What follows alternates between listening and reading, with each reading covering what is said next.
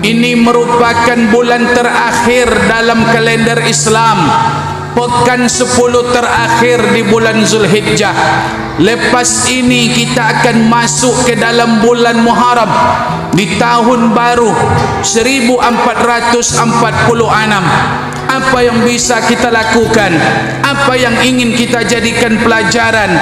Sadar tidak sadar, yakin tidak yakin, maka usia kita telah sampai 1 tahun di akhir bulan Zulhijjah ini. Kita telah berada di penghujung tahun 1445. Kemarin rasanya baru sebentar, hari ini kita telah berada di penghujung tahun 1445. Maka oleh karena itu hadirin yang dimuliakan Allah, akankah kita seperti ini kalaulah Allah masih berikan kita kesempatan hidup di tahun yang akan datang? Akankah kita setaat ini saja? Taat kita masih seperti dulu seandainya Allah berikan kita hidup di tahun yang akan datang? Makanya hadirin yang dimuliakan Allah Subhanahu wa taala, sebuah perusahaan akan melakukan evaluasi tahunan.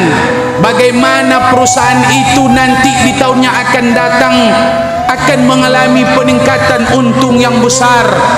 Sebuah sekolah juga akan melakukan evaluasi. Guru-guru akan melakukan evaluasi pembelajaran agar sekolah itu meningkatkan mutu di tahun yang akan datang.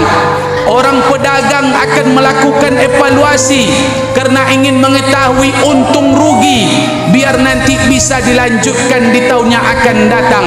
Kantor, perusahaan, sekolah, pedagang, kita pun sebetulnya ingin di tahun yang akan datang ada peningkatan dalam hidup ini, ada kemajuan, ada perubahan.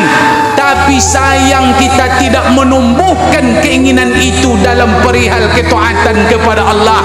Ingin berubah dalam penampilan, ingin meningkat dalam kinerja, ingin bertambah untung dan laba, tapi dalam ibadah kita hanya seperti itu-itu saja.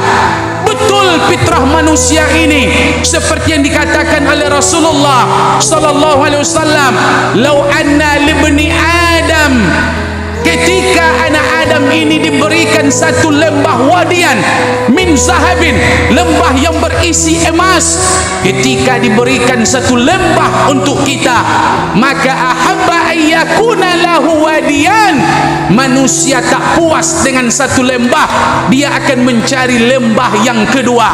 Tak puas dengan satu lembah, dia cari. Apa maknanya? Kita ingin ada peningkatan, ingin terus, ingin lebih dan ingin lebih. Rumah makin tahun makin bagus, kendaraan dari 1 ingin menjadi 2, kebun sawit dari 1 hektar ingin ditambah menjadi 2, anak-anak dari sekolah ingin meningkat sampai S1, ingin S2. Tapi yang kita khawatirkan, tidak semua kita yang punya spirit, semangat perubahan, peningkatan dalam amal ibadah. Amal ibadah seperti itu saja. Maka inilah yang mesti kita lakukan, introspeksi di akhir tahun menjelang tahun baru, mesti ada peningkatan, ada perubahan. Apa sebab?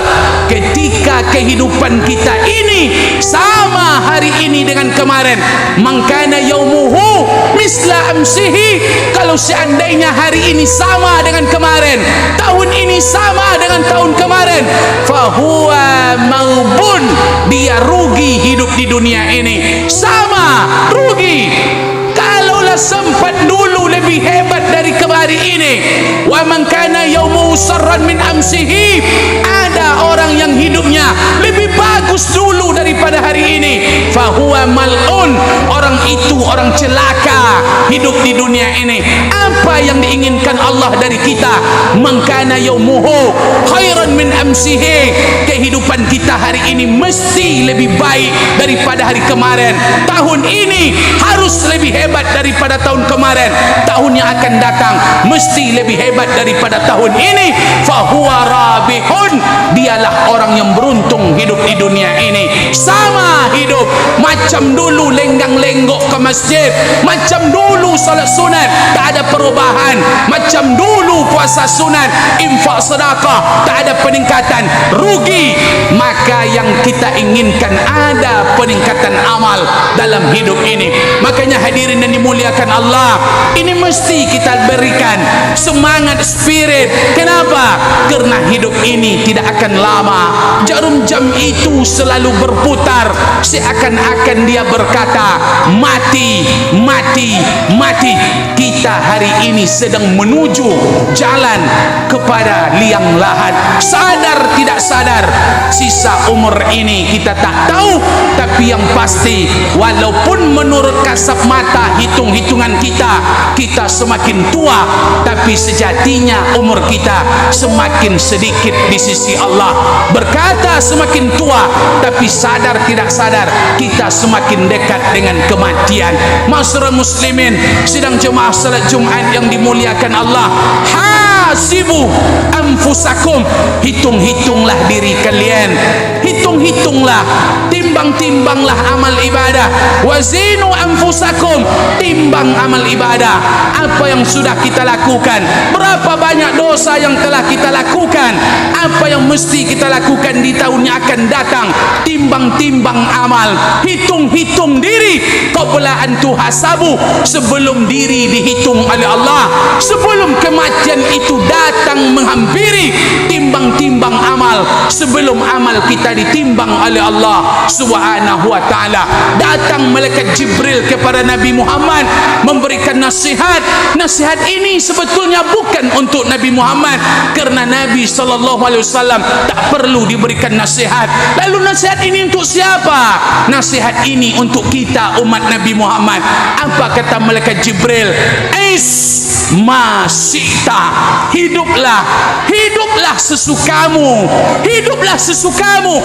Fa innaka mayitun, tapi ingat engkau akan mati menghadap Allah Subhanahu wa taala. Hiduplah sesuka hati di dunia ini. Nak salat nak tidak, nak mengaji nak tidak, nak pergi Jumat nak tidak, nak puasa nak tidak, nak berzakat nak tidak. Hiduplah sesukamu, kata malaikat Jibril. Mau hidup beraturan, mau hidup beragama, mau taat atau tidak kepada Allah. Namun apa kata Jibril? Fa innaka mayitun. Sampaikan ini Muhammad, hidup sesukamu, tapi ingat engkau akan mati menghadap Allah Subhanahu wa taala.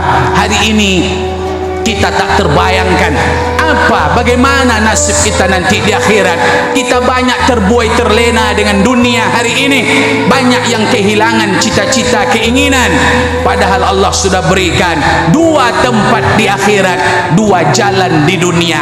Ada surga dan neraka di akhirat, ada di dunia dua jalan, jalan kebaikan, jalan keburukan, jalan Allah dan jalan selain Allah. Dua jalan akan menyampaikan dua tempat di akhirat. Ingin masuk surga, maka tempuhlah jalan Allah. Tapi kalau kita tidak menempuh jalan Allah, yang kita tempuh pasti jalan selain jalan Allah. Hidup ini pasti akan berakhir, tapi hidup ini akan berakhir dengan apa? Kalau hidup kita habiskan untuk ketaatan, maka beruntunglah kita di akhirat. Kalau tidak kita pakai hidup ini untuk ketaatan, hidup kita ini tetap terpakai, tapi bukan untuk ketaatan. Harta pakailah untuk agama Allah, sebab harta itu kalau tidak dipakai untuk agama Allah, dia akan tetap terpakai, tapi bukan untuk menolong agama Allah. Mata pakailah menengok Al-Quran, baca Al-Quran. Kalau tidak dipakai, mata itu tetap terpakai, tapi bukan untuk membaca Al-Quran. Makanya hadirin dan dimuliakan Allah, hidup ini cuma sekali. Buatlah hidup ini lebih berarti. Minta ampunlah dengan segala dosa yang kita lakukan. Minta ampun sebelum ditimbun. Jangan tunggu kapan-kapan. Kapan ke masjid? Kapan-kapan? Kapan ke masjid? Besok? Kapan-kapan? Keburu nanti kita dipasangkan kain kapan. Hari ini kita masih di atas tanah, besok kita akan masuk ke dalam tanah. Oleh kerana itu, perbanyaklah ibadah. Mari kita koreksi, mari kita bangkitkan semangat ibadah di tahun yang akan datang. Kita rajin salat berjamaah. Kita yang belum pergi pergi salat berjamaah, bangkitkan semangat. Laki-laki mesti salat berjamaah. Jangan kita salat di rumah, karena sudah terlalu lama kita salat di rumah. Mencari rezeki, salat sendiri-sendiri di rumah. Berapalah pahala yang diberikan Allah? 1 pahala untuk orang salat di rumah, 27 bandingan kalau salat berjamaah. 1. Sementara umur kita sudah lebih 40 tahun. Kalau sudah berusia 40 tahun, maka jadikan masjid tempat rumah kita. Artinya apa?